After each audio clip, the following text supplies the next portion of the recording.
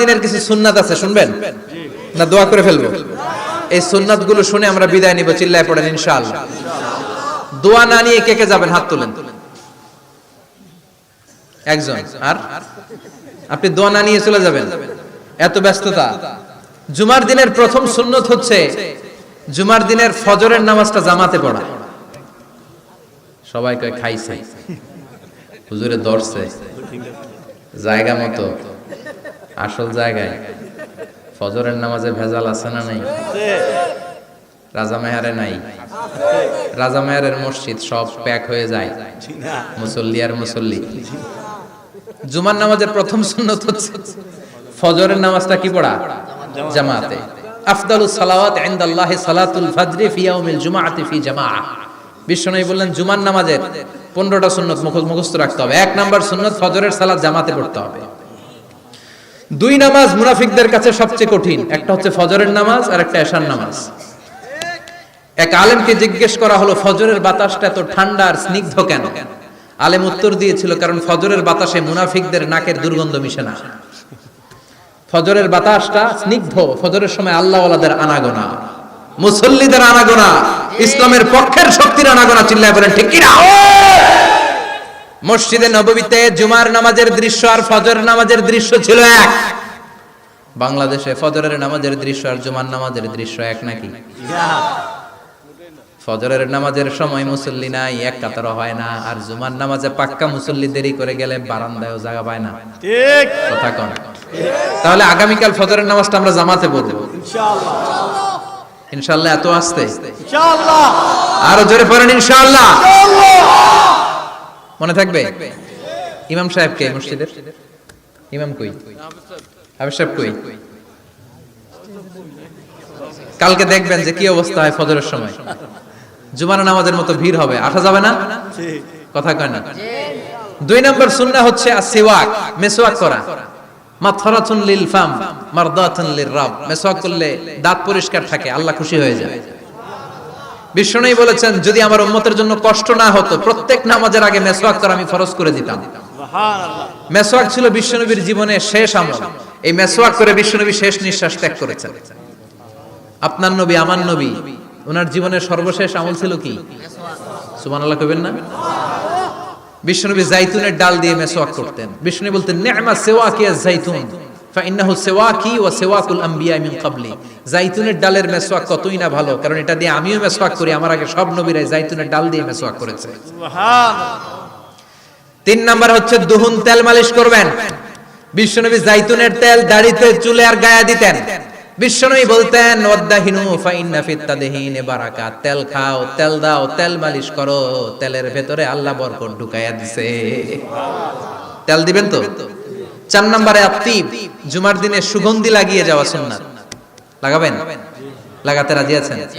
বিশ্বনবী বলতেন এই দুনিয়ার 3টা জিনিস আমার কাছে সবচাইতে প্রিয়। হুব্বিবা ইলাইয়া মিন দুনিয়াকুম সালাস। এক হচ্ছে আন-নিসা, নারীদেরকে আমি পছন্দ করি। 2 হচ্ছে আত্তিব, সুগন্ধি লাগাতে আমি পছন্দ করি।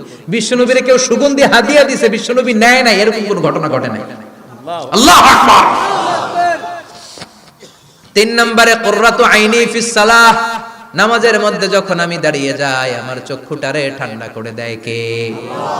আবার বিশ্বনবী বলতেন আরবাউন মিন সুনানিল মুরসালিন। 4টা সুন্নাত সব নবীদের সুন্নাত। 1 নম্বরে আল হায়া মানে লজ্জা। আরেক বর্ণনা এসেছে আল খিতান মানে সুন্নাতে খাতনা, এটা সব নবীদের ছিল। আর সেওয়াক, সব নবীরা মেসওয়াক করেছেন। আত্তিব, সব নবীরা আতর লাগিয়েছেন। আর নিকাহ, সব নবীরা বিয়েও করেছেন। চিল্লায় পড়েন আল্লাহু আকবার। 5 নম্বর সুন্নাহ হলো আল লিবাস আহসানাস সিয়াব, সুন্দর জামা পরা। নট নেসেসারি যে নতুন জামা হতে হবে, পুরাতন জামাও ধুয়ে আয়রন করে পরলে একটা সৌন্দর্য আছে না নাই? ইন্নাল্লাহা জামিল ওয়া ইউহিব্বুল জামাল। আল্লাহ নিজে সুন্দর, সৌন্দর্যকে আল্লাহ পছন্দ করেন। পৃথিবীতে সবচেয়ে সুন্দর কে? পৃথিবী সুন্দর, মানুষ সুন্দর, আসমান সুন্দর, জমিন সুন্দর, সুন্দরে সুন্দরে পাল্লা। জানি না কত সুন্দর তুমি আল্লাহ, জানি না কত সুন্দর তুমি আল্লাহ। সুবহানাল্লাহ পড়েন। ইন্নাল্লাহা ইউহিব্বু আইয়ারা আসারা নি'মাতিহি আলা আবদি। আল্লাহ তার বান্দার উপর তার নেয়ামতের ছিটে ফোঁটা দেখতে চান। আপনি যদি ধনী হন, দামি জামা পরবেন, সুন্দর জামা পরবেন। অনেকে আছে অনেক ধনী, কিপটুসের মতো সিরা জামা পরে, আছে না নাই? আপনি ধনী মানুষ, আপনি সিরা জামা পরছেন কেন? আপনার যে সম্পদ আছে এটার বহিঃপ্রকাশ আল্লাহ দেখতে পছন্দ করে। আপনাকে যে আল্লাহ কি নাজ নেয়ামত দিয়েছে, অহংকার ছাড়া স্বাভাবিক বহিঃপ্রকাশটা আল্লাহ দেখতে পছন্দ করে। কোন সুবহানাল্লাহ। এরপরে 6 নাম্বার হলো ইকসারুস সালাহ আলান নবী, বিশ্বনবীর উপর বেশি বেশি দুরূদ পড়া। বিশ্বনবী বলতেন জুমার দিন শ্রেষ্ঠ দিন, এই দিন আমার উপর বেশি বেশি দুরূদ পড়ো। ফাইন্না সালাতাকুম মা'রুদাতুন আলাইয়া, কেননা তোমরা যে আমার উপর দুরূদ পড়ো, কিয়ামতের আমি মরে যাওয়ার পরে এই দুরূদগুলো কে পাঠিয়েছে তার নাম, তার বাবার নাম সহ ফেরেশতারা আমার কবরে দিয়ে আসে। সুবহানাল্লাহ। সাহাবারা বললেন ইয়া রাসূলুল্লাহ কাইফা সালাতুনা মা'রুদাতুন আলাইক, আপনি মরে যাওয়ার পরে আমাদের দুরূদ কেমন করে আপনি দেখবেন? ওয়াকাদ আরিমতা, আপনি তো পচে গলে মাটির সাথে মিশে যাবেন।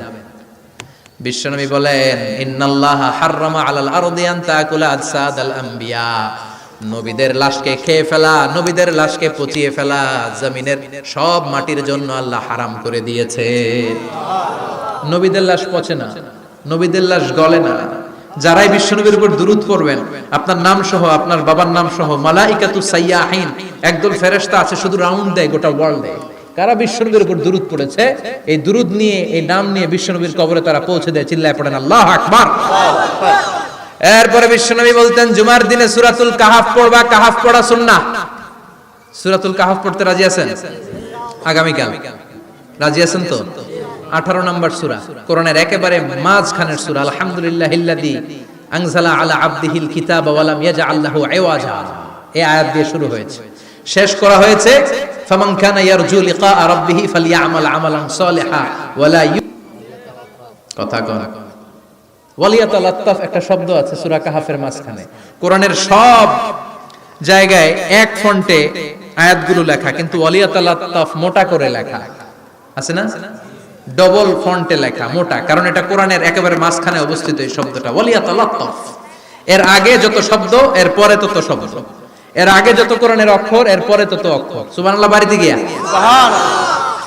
বিশ্বনবী বললেন সূরাতুল কাহাফ যে তেলাওয়াত করবে ইয়াকুনু লাহু নূর, এই সূরাতুল কাহাফ কিয়ামতের দিন তার সামনে বিশাল একটা আলো হয়ে আসবে। এই আলো দিয়ে পুলসিরাত পার হয়ে ওই বান্দা জান্নাতের ভেতরে ঢুকে যাবে। আবার বিশ্বনবী বলেন যারা সূরাতুল কাহাফের প্রথম 10 আয়াত তেলাওয়াত করবে জুমার দিন, শেষের 10 আয়াত যারা জুমার দিন তেলাওয়াত করবে, দাজ্জালের ফিতনা থেকে তাদেরকে মুক্ত রাখবে কে? আল্লাহ। সুবহানাল্লাহ পড়বেন না? কালকে সূরাতুল কাহাফ দিয়ে সকাল শুরু করতে রাজি আছেন? সবাই রাজি? এরপর তাবকির ইলাল মসজিদ, মসজিদে আগে আগে যাওয়া সুন্নাত। আগে যিনি যাবে উনি কি পাবে? তারপরে গরু, তারপরে বকরি, তারপরে মুরগি, মুরগির পরে ডিম না আন্ডা? আন্ডা। আল মাশিউ আলাল ইকদাম,